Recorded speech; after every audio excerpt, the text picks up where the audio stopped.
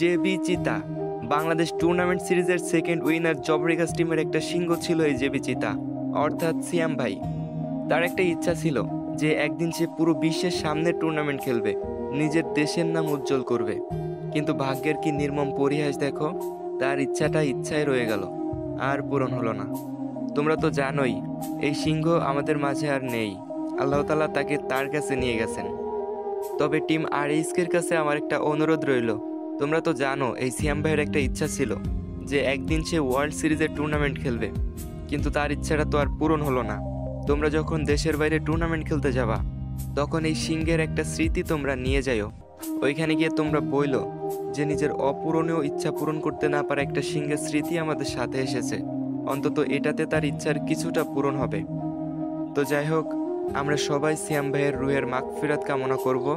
আল্লাহ যেন তাকে জান্নাতুল ফেরদাউস নসিব করে। আমিন।